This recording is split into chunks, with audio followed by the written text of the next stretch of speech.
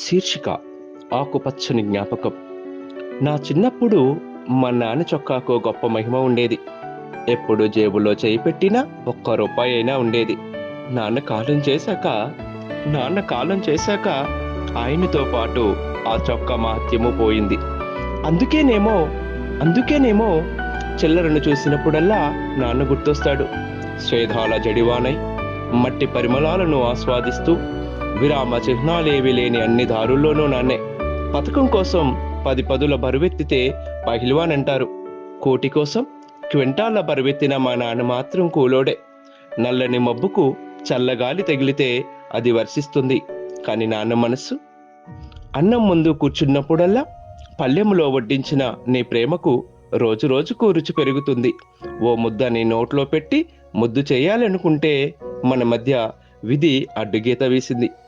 గుండె కిటికీ లోపలికి తొంగి చేస్తే మనసు తెరపై కదలాడుతుంటాయి ఆనాటి నీ మాటలు.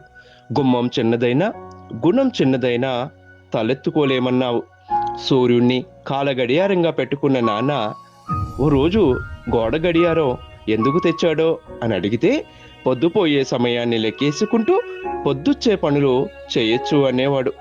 ఒక్కసారి నాన్న కొన్న గడియారం గోడ మీద నుంచి జారిపడింది. అద్దం పగలలేదు, కానీ నాన్న జ్ఞాపకం గాయపడింది.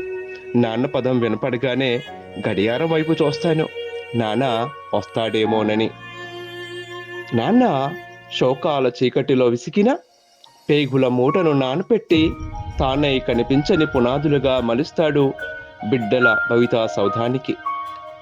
నడిచే దారి పొడవున ప్రేమ విత్తులు నాటి నాన్న నలిగిన నా గుండె మడతల్ని విప్పి నీ చేతిలో చెయ్యేసి పిడికెడు ప్రేమను తడుముకోవాలని తల వాకిలిన ఎదురు చూస్తున్నా నీ పాదాల కోసం.